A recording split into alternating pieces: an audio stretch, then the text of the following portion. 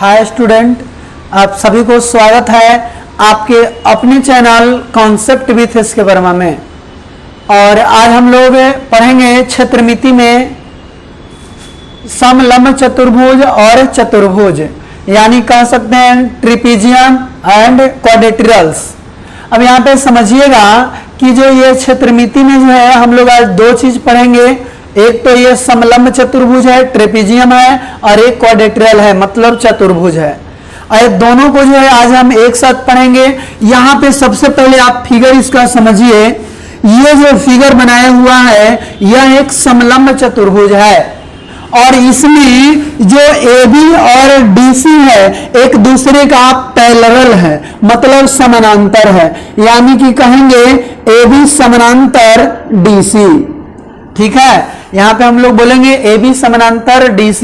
लेकिन ये AD और BC की अगर बात करें तो AD और BC जो है असमानांतर भुजा है, यानी कि हम यहां पे आगे देख सकते हैं यह असमानांतर भुजा यहाँ AD और BC हो गया। तब इसका यहां से हम यदि लंब डालते हैं तो इसको हम ऊंचाई कहते हैं, और यहां से भी ऊंचाई डाल सकते हैं, यहां से भी डाल सकते हैं। इस प्रकार से अगर इस भुजा को समांतर भुजा को A मैंने माना और इसको अगर B मैंने माना तो क्षेत्रफल जो होगा 1/2 A + B × H होगा। यानी इसको ऐसा कहते हैं कि क्षेत्रफल निकालते हैं तो 1/2 समांतर भुजाओं का योग गुना ऊंचाई कहते हैं। और ये फॉर्मूला कहां से आया, ये सब जो है प्रूफ किया हुआ है, प्रूफ करके बताया हुआ है।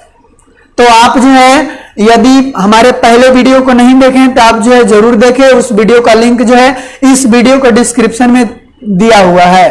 अब देखिए, ये तो हम समझ गए, यहां केवल क्षेत्रफल आप लोग ध्यान देंगे।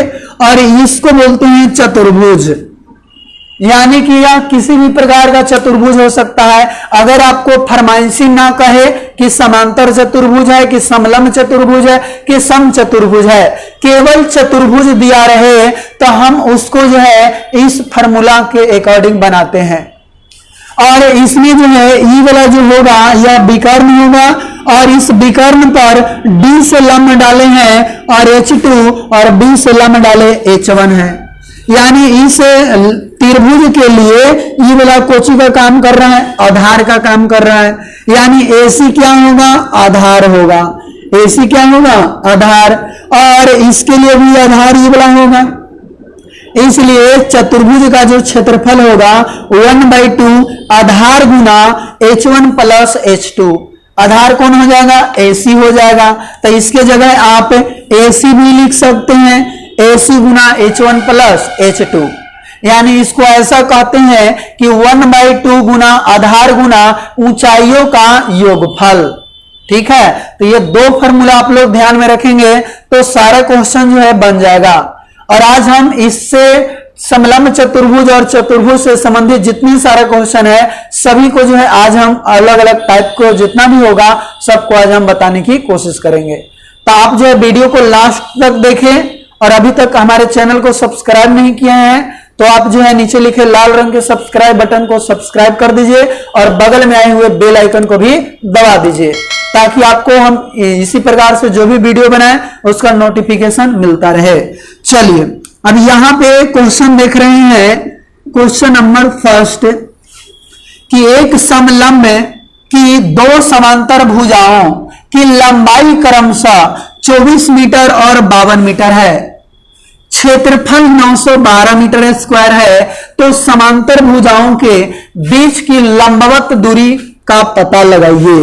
इस प्रकार से एक क्या है, समलंब चतुर्भुज है। यहां पे एक समलंब चतुर्भुज बना दिया, कहता है दो समांतर भुजाओं की लंबाई क्रमशः 24 और 52 है, तो ये वाला 52 होगा और ये वाला 24 मीटर होगा, तथा क्षेत्रफल 912 मीटर स्क्वायर है। समांतर भुजाओं के बीच की लंबवत दूरी की पता लगाइए। तो ये समांतर भुजा है तो इसके बीच की लंबवत दूरी हमने यहाँ पे H माना, इसको भी अगर लंबवत दूरी कहें तो ये H होगा, है ना। यानी कि दोनों क्या होगा, बराबर होगा।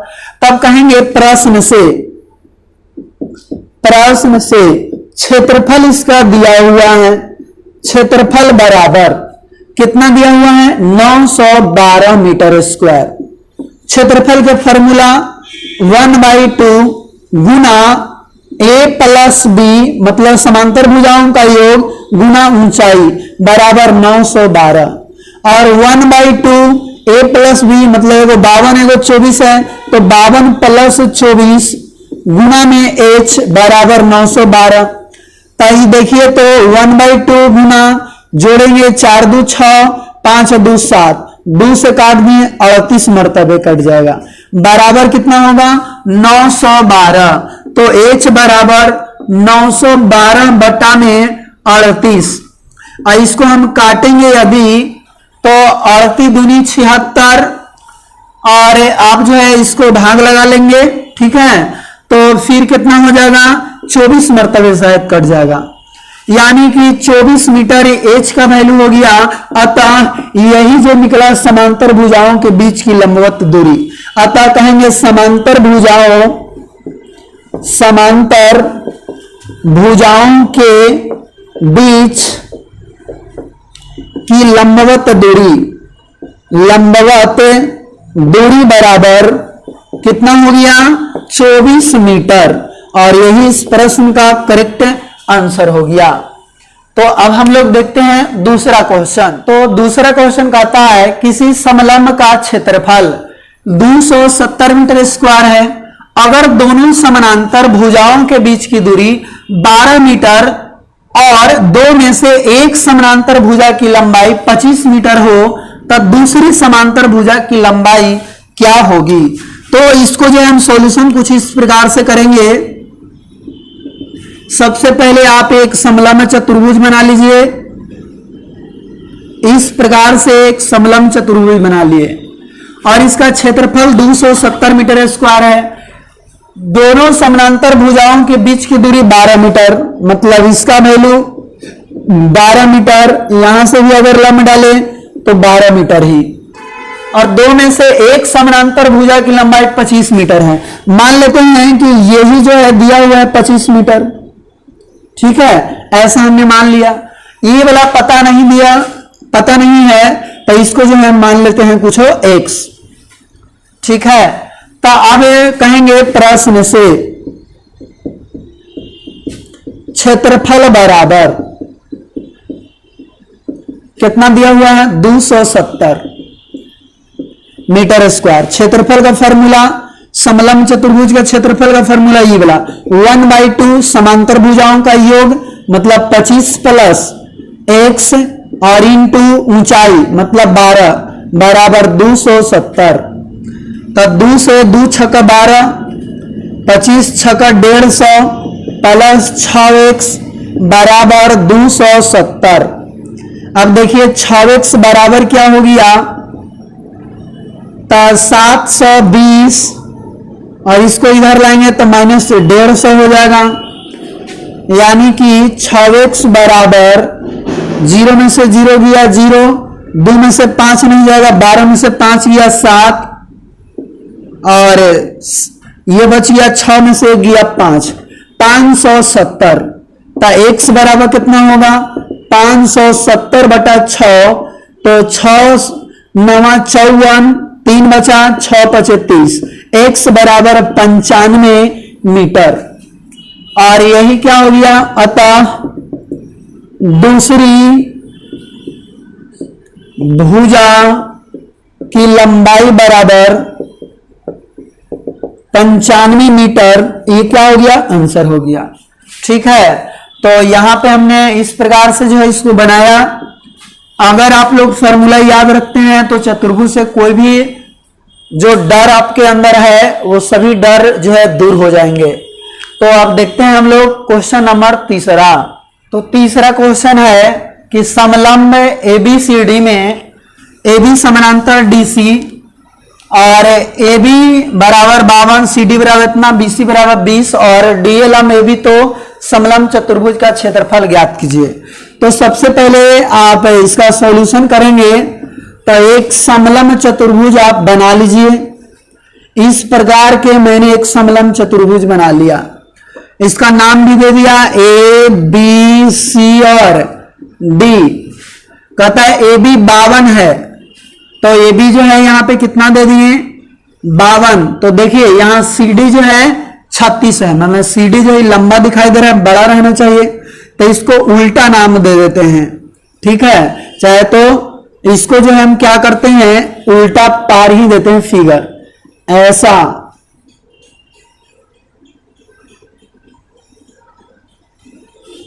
और एक जो है कुछ ऐसा पार देते हैं। ठीक है, और इसको हम नाम देते हैं क्या ए बी और सी और डी। ए बी 52 है, तो ए बी के जगह कितना 52 metre. C D 36, C D जो है 36 मीटर। और कहता है बीसी 20 है, बीसी 20 मीटर। और डीए लंब ए बी, डीए लंब ए बी मतलब ये डी ए लंब ए बी पर है, तो ए बी कौन है, तो ए बी तो यहां पे ये वाला है। ठीक है, मतलब ये डीए जो है ये लंब है, तो लंब मतलब क्या है, इसको और भुजा को अगर हम बढ़ाएं तो इस प्रकार से यह लंब हो जाएगा। ठीक है, यानी कि डीए लंब ए बी पर है, मतलब ए बी पे यहां 90 डिग्री का एंगल बनाता है, ऐसा है उधर में। तो कहता है समलंब चतुर्भुज का क्षेत्रफल ज्ञात करें। तो आप ध्यान दीजिए थोड़ा सा, ये जब ऐसा है तो इसको जब हम यहां से डॉट डॉट से अगर मिलाते हैं तो ये ऐसा बन जाएगा। तो ये जितना रहेगा उतने तो ये हु रहेगा, है ना। तब देखिए तो यहां से लेके यहां तक 36 है, पूरा यहां से यहां तक 52 है, तो ई वाला जो है यहां से यहां तक 36। ठीक है, और इधर थोड़ा सा क्या बच जाएगा, तो 52 में से 36 को अगर माइनस करेंगे, 52 में से 36, तो 52 में से 36 घटाइए, 12 में से 6 गया 6, 4 में से 3 गया 1, यानी कि ये वाला पार्ट 16 हो गया। ठीक है, तो अगर हम ये त्रिभुज को बन गया है और यहाँ पे तो 90 डिग्री होगा, समकोण त्रिभुज बना है, तो ये एच निकालना है ऊंचाई। तो ऊंचाई बराबर फॉर्मूला जानते होंगे कि रूट अंडर कर्ण स्क्वायर माइनस आधार स्क्वायर, यानी 20 के स्क्वायर माइनस 16 के स्क्वायर। तो 20 के स्क्वायर 400 माइनस 256, और घटाएंगे तो 0, 10 में से 6 गया 4, यानी 144 हो जाएगा, है ना। 6 4 10 5 144, और इसका वर्गमूल 12 मीटर, यानी एच का वैल्यू 12 मीटर आ गया। तो ई वाला अब क्या है, देखिए तो ई 36 और ई 12, तो ई वाला एकदम जस्ट लाइक आयत जैसन है, आयत जैसन बनल। तो हम कहेंगे कि अब इसका क्षेत्रफल आगे निकालेंगे। ठीक है, इसका त्रिभुज का क्षेत्रफल निकालेंगे और ये आयत का क्षेत्रफल, और दोनों को जोड़ेंगे तो पूरे इस समलंब चतुर्भुज का क्षेत्रफल निकल जाएगा।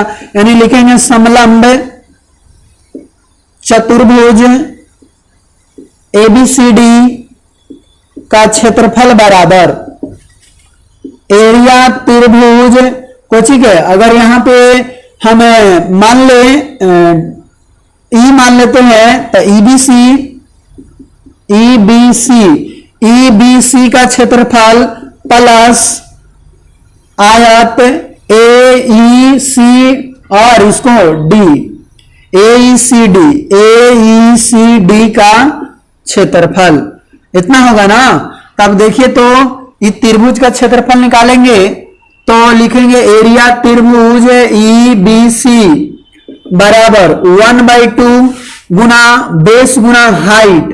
तो 1/2 बेस कितना है 16, हाइट तो हमें यहां पता नहीं है और नहीं पता था इसलिए एच यहां निकाले हैं 12, और 2 8 16, 12 8 96 मीटर जो है स्क्वायर त्रिभुज का क्षेत्रफल निकला। अब इसका क्षेत्रफल निकालेंगे एरिया और रेक्टेंगल एईसीडी का क्षेत्रफल बराबर, तो लंबाई गुना चौड़ाई, लंबाई गुना चौड़ाई, लंबाई है कितना तो देखिए लंबाई 36 है, चौड़ाई 12, तो 36 गुना 12, तो 12 छक 72, 12 तिया 36 और 7 कितना हो जाएगा 7 6 13 यानी 43 हो जाएगा, इतना मीटर स्क्वायर। अतः समलंब चतुर्भुज ABCD का क्षेत्रफल बराबर 196 प्लस 432 इतना मीटर स्क्वायर। तो 6 2 8 9 3 12 4 1 5 528 मीटर स्क्वायर इस प्रश्न का करेक्ट आंसर हो गया। ठीक है, तो आप जो इसको चाहे स्क्रीनशॉट लेना तो आप ले सकते हैं। ठीक है, तो अब हम लोग देखेंगे क्वेश्चन नंबर 4। तो यहां चौथा जो क्वेश्चन है, किसी समलंब की समांतर भुजाओं की लंबाइयां 16 और 40 है। इसकी असमांतर भुजाओं में प्रत्येक की लंबाई 13 सेंटीमीटर है, तो समलंब का क्षेत्रफल क्या होगा? तो चलिए इसको हम लोग समझते हैं। किसी समलंब चतुर्भुज, तो सबसे पहले तो यहां पे एक समलंब चतुर्भुज को ड्रा करेंगे, इस प्रकार से ड्रा कर दिए। अब कहता है कि इसके समांतर भुजाओं की लंबाई 16 और 40 है, तो ये बोला तो 40 सेंटीमीटर रहेगा और ये छोटा है तो 16 सेंटीमीटर। A B C और D हमने इसको नाम दे दिया। इसकी असमांतर भुजाओं में प्रत्येक की लंबाई 13 सेंटीमीटर है, मतलब ये वाला 13 सेंटीमीटर, ये वाला भी 13 सेंटीमीटर। तो समलंब का क्षेत्रफल निकाले। तो देखिए क्षेत्रफल निकालने के लिए हमको जो है ऊंचाई चाहिए, तो यहां से हम क्या करते हैं, ऐसे जो है हम ऊंचाई डालते हैं, इसको h बोलेंगे। ठीक है, और फिर हम क्या करते हैं, इसको एन से भी हम डाल सकते हैं, तो ये वाला भाग हो जाएगा। तो इसी को हम ऐसे कर दे रहे हैं, तो ये भी 13 होगा, 13 सेंटीमीटर है ना। अब देखिए तो थोड़ा सा जब ऐसा करेंगे तो ये पूरा जो है यहां से लेके यहां तक 40 सेंटीमीटर था, तो अब यह समांतर चतुर्भुज बन जाएगा। तो ये 16, तो ये नीचे वाला भी 16 सेंटीमीटर, और यहां से लेके यहां तक जो होगा यह 40 में से 16 घटाएंगे तो कितना होगा, तो 10 में से 6 गया 4, 3 में से 1 गया 2, 24 सेंटीमीटर हो जाएगा। इसका लंबाई कितना होगा, 24 सेंटीमीटर। तब देखिए यहां ये 13 और ये 24, यहां पे ये लंब डाले हैं। ठीक है, तो ये दोनों जो है क्या होगा, बराबर बराबर भागों में बांट देगा, ये बराबर बराबर भागों में, क्योंकि यहां समद्विबाहु त्रिभुज बन रहा है। तो यहां पे देखिए ई वाला 12 हो जाएगा, ई वाला 12 और ई वाला भी 12। तो यहां एक समकोण त्रिभुज बन रहा है, एक धने इधर से आप करिए चाहे इधर से करिए। तो हम इसका मान दे देते हैं B और C, और यहां पे E दे देते हैं और यहां F दे देते हैं। तो हम बात यदि हम करें ऊंचाई निकालने की, ऊंचाई कैसे निकाला जाए, तो देखिए ऊंचाई निकालने के लिए हम कुछ ऐसा करते हैं, ये जो समकोण त्रिभुज है तो इसका सब चीज पता है, कर्ण पता है, आधार पता है, ऊंचाई निकालना है। यानी कहेंगे त्रिभुज BFC में, त्रिभुज BFC में H बराबर रूट अंडर कर्ण के स्क्वायर माइनस आधार के स्क्वायर, यानी 13 के स्क्वायर माइनस 12 के स्क्वायर, और 169 माइनस 144 बराबर 25, यानी कि 5 सेंटीमीटर। ये H पता हो गया 5 सेंटीमीटर, तो ये त्रिभुज का क्षेत्रफल निकल सकता है, और इस समांतर चतुर्भुज का क्षेत्रफल निकाल के जोड़ देंगे तो समलंब चतुर्भुज का क्षेत्रफल निकल जाएगा। यानी लिखेंगे समलंब चतुर्भुज का क्षेत्रफल बराबर समांतर चतुर्भुज ABED का क्षेत्रफल प्लस BEC का क्षेत्रफल, त्रिभुज BEC का क्षेत्रफल, ऐसा हम लोगों को करना होगा। तब देखिए इधर थोड़ा सा इसको हम बढ़ाते हैं। समांतर चतुर्भुज का क्षेत्रफल का फॉर्मूला क्या होगा, आधार गुना ऊंचाई। तो यहां लिखेंगे आधार गुना ऊंचाई, आधार गुना ऊंचाई, और प्लस त्रिभुज का क्षेत्रफल 1/2 गुना आधार गुना ऊंचाई, आधार गुना ऊंचाई। ठीक है, तो यहां देखिए तो आधार कितना है, तो ई वाला में देख रहे हैं तो आधार ई वाला है यानी 16, तो यहां लिखेंगे 16 सेंटीमीटर। ऊंचाई कितना अभी अभी निकाले हैं ऊंचाई 5, तो यहां 5 प्लस 1/2 आधार त्रिभुज के आधार, तो यहां से यहां तक मतलब 24 हो जाएगा। ऊंचाई कितना है, तो ऊंचाई तो इसका अभी निकाले हैं 5। अब देखिए 16 पचे 80, 2 से 12 और 12 पचे 60, तो 8 6 14, 140 सेंटीमीटर स्क्वायर इस प्रश्न का करेक्ट आंसर हो जाएगा। तो ऐसा प्रश्न जो है अगर रहे तो आप इस प्रकार से उधर वाला भी ऐसे ऊंचाई देकर इस त्रिभुज को इधर ही लान दे, और इस तरह से जो है हम लोग हल आसानी से कर सकते हैं। तो अगला क्वेश्चन देखते हैं, क्वेश्चन नंबर 5वां क्वेश्चन है, एक समलंब की दो समांतर भुजाएं 30 मीटर और 24 मीटर है। अगर शेष दो भुजाएं में एक की लंबाई 10 मीटर है और दूसरी दोनों समांतर भुजाओं पर लंब है, मतलब कुछ ऐसा कहता है, ये जो है एक समलंब चतुर्भुज बना रहे हैं जिसमें ए इसको बी और इसको ऐसे यदि हम कर दे रहे हैं अभी, और सी और डी, तो कहता है समांतर भुजाओं एगो 30 मीटर एगो 24 है, ये वाला 30 है और ये वाला 24 मीटर है, और एक की लंबाई 10 मीटर है। एक जो शेष दो भुजाओं में से एक की लंबाई 10 है, मान लेते हैं ये वाला जो है 10 मीटर है। कहता है दूसरी दोनों समांतर भुजाओं पर लंब है, ये जो समांतर भुजा है एकरा पर लंब है ना, तो हम मान लेते हैं इस प्रकार से ये वाला कि लंब है, मतलब यहां से यहां ये लंब है, यहां भी लंब है, यहां भी लंब है, दोनों देने से क्या है लंब है, तो इसका क्षेत्रफल निकालना है। तो देखिए हम इसको क्या करेंगे, ये क्या है ऊंचाई का काम कर रहा है, यहां से भी अगर हम ये करते हैं ऐसे तो यह ऊंचाई की काम कर रहा है। अब थोड़ा सा आप समझने की कोशिश करें, यहां से यहां तक ये 30 है, मतलब 30 जो है यहां से लेके यहां तक है, तो ये वाला 24, तो ये भी 24 मीटर हो जाएगा, तो ये वाला कितना हो जाएगा 6 मीटर। और इसको हम यदि ई मान ले तो ये देखिए वो त्रिभुज बन गया जी, समकोण त्रिभुज, यहाँ लंब है तो ये ऐसे रहेगा। अब यहाँ पे आधार पता है, कर्ण पता है, ऊंचाई निकालना है, तो h बराबर हम कहेंगे रूट अंडर कर्ण स्क्वायर माइनस आधार स्क्वायर 10 के स्क्वायर माइनस 6 के स्क्वायर, तो कितना हो जाएगा 100 माइनस 36 यानी रूट 64 और निकलेगा 8 मीटर। ऊंचाई कितना निकल गया, तो ऊंचाई जो अभी देख रहे हैं 8 मीटर निकल गया। अब क्षेत्रफल तो आसानी से निकल जाएगा, ये त्रिभुज का क्षेत्रफल और इस वर्ग का क्षेत्रफल, वर्ग नहीं बल्कि क्या बन जाएगा एक आयत बन जाएगा। ठीक है, तो इस आयत का क्षेत्रफल और इस वर्ग का क्षेत्रफल, तो लिखेंगे समलंब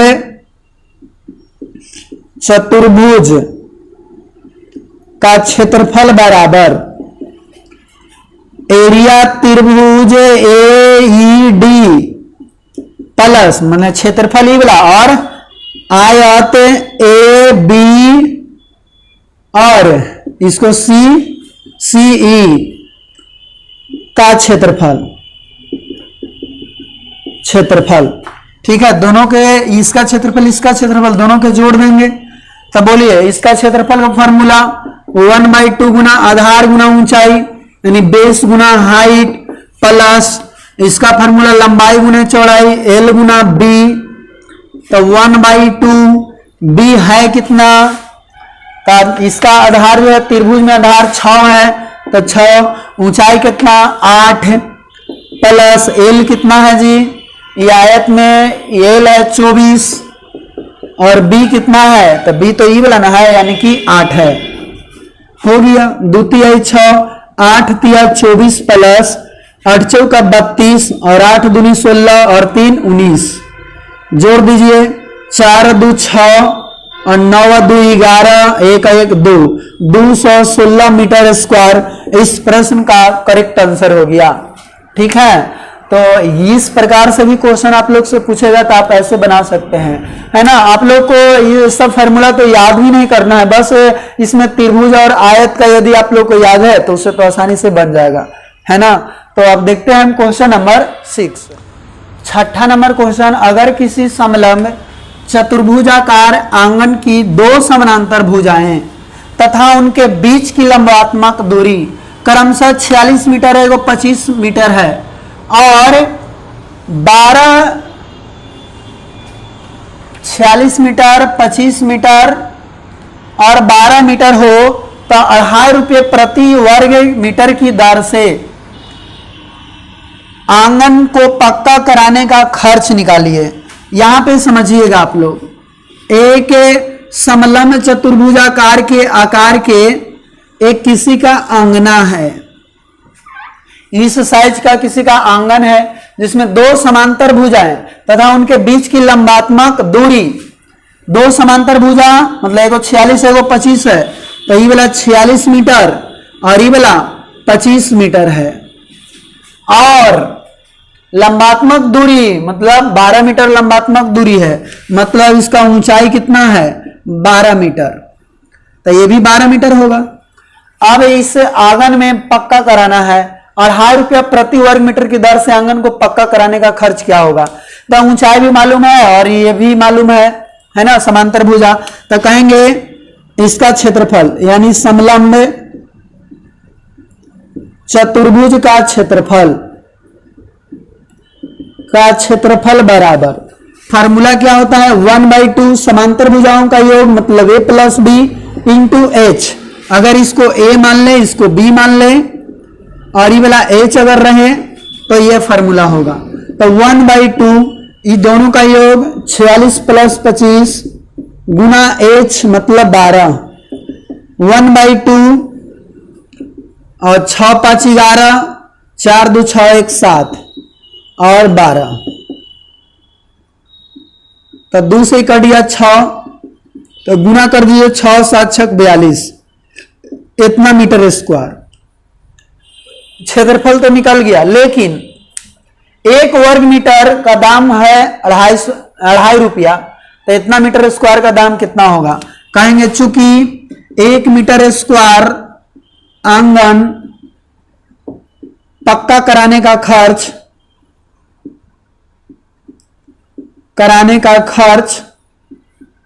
बराबर 2.5 रुपया, तो इतना रहेगा था, इसीलिए 426 मीटर स्क्वायर आंगन को पक्का कराने का खर्च 426 गुना 2.5 और गुना कर लीजिए, तो 426 में हम 2 से करेंगे तो 800 कितना हो जाएगा 852, फिर आधा से आओ 13 में आओ तो 3 2 5 5 1 6 8, 865 आ जाएगा, है ना। तो यहां पे लिख देंगे कितना 865 रुपया इस प्रश्न का क्या हो जाएगा आंसर हो जाएगा 865 रुपया आंसर। इसको गुना करने पे 865। तो ये क्वेश्चन अब देखते हैं हम क्वेश्चन नंबर 7 नंबर क्वेश्चन, एक चतुर्भुजाकार मैदान ABCD में विकर्ण AC की लंबाई 40 मीटर है, AC से शीर्ष B और D की दूरियां क्रमशः 17 मीटर और 22 मीटर है। तो मैदान का क्षेत्रफल जो है ज्ञात कीजिए।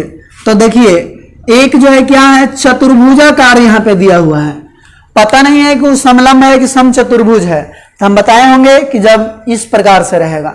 अगर कुछ भी ना दिया रहे तो उस फार्मूला से बनाएंगे, उस तरह से बनाएंगे। तो सबसे पहले आप ये वो बना लीजिए, पहले इस प्रकार से चतुर्भुज, ठीक है। यहां पे एक हम चतुर्भुज बना लिए। अब कहता है इसका नाम दे रहे हैं A B C और D। आगे समझिएगा, कहता है चतुर्भुजाकार मैदान ABCD में विकर्ण AC, ई वाला विकर्ण AC है, AC 40 मीटर है, मतलब इसका लंबाई भी दिया हुआ है 40 मीटर।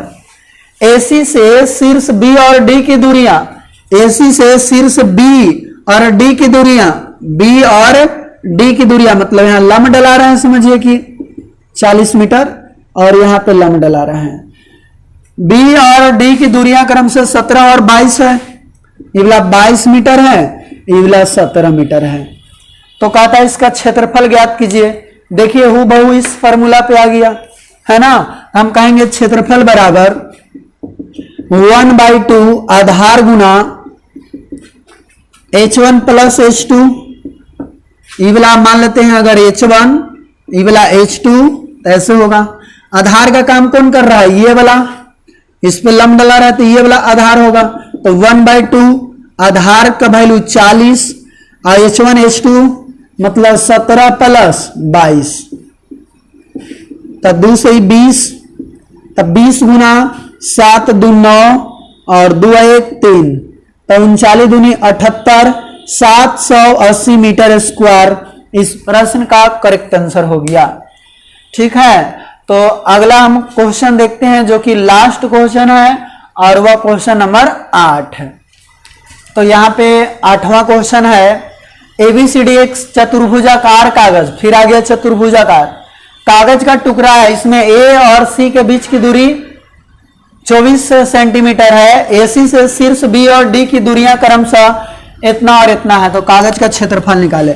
मतलब इस प्रकार से कुछ ऐसा जो है बनाया गया है, इसका नाम दे देते हैं ए बी सी और डी। ठीक है, अब देखिए तो कहता है कि ए और सी के बीच की दूरी 24 सेंटीमीटर है। ए और सी के बीच की दूरी कितना दिया हुआ है? 24 सेंटीमीटर। यहां दे देते हैं 24 सेंटीमीटर। और डी से एसी की दूरी, यानी देखिए एसी से शीर्ष बी और डी की दूरियां क्रमशः 8.4 और 7.6 है। यहां से यहां एगो लंब डला रहा है, दूरी है कितना? 8.4 सेंटीमीटर। और एगो यहां से डला रहा है तो यह 7.6 सेंटीमीटर। तो कहता है ये तो बन गया है हूबहू इसके जैसा। तो इसीलिए कहेंगे कागज का क्षेत्रफल बराबर, कागज का क्षेत्रफल बराबर 1/2 गुना आधार गुना h1 प्लस h2। 1/2 आधार कौन काम करेगा? ये वाला ना, यानी 24। h1 का वैल्यू अगर इसको h1 मान लेते हैं, इसको h2, तो 7.6 और प्लस 8.4। तो 1/2 गुना 24 गुना 6 4 10, 8 7 15 और 1 16, 16.0 यानी खाली 16। 2 से 12 दूनी 24, 12 में 16 से गुना करेंगे, 12 छक 72 और 12 और 7 19, 192 सेंटीमीटर स्क्वायर इस प्रश्न का करेक्ट आंसर हो गया। तो यहाँ पे हमने 8 क्वेश्चन लिए और सभी टाइप्स के क्वेश्चन आप लोगों को दिखाएं सॉल्यूशन। तो हम उम्मीद करते हैं कि आप लोग को समझ में आ गया होगा। तो आप जो है क्या करें, वीडियो को लाइक कर दीजिए और अपने दोस्तों तक हो सके ज्यादा से ज्यादा शेयर करें। और अभी तक सब्सक्राइब नहीं किए हैं तो सब्सक्राइब जरूर कर लें। और अब मिलेंगे हम अगले वीडियो में, तब तक के लिए धन्यवाद।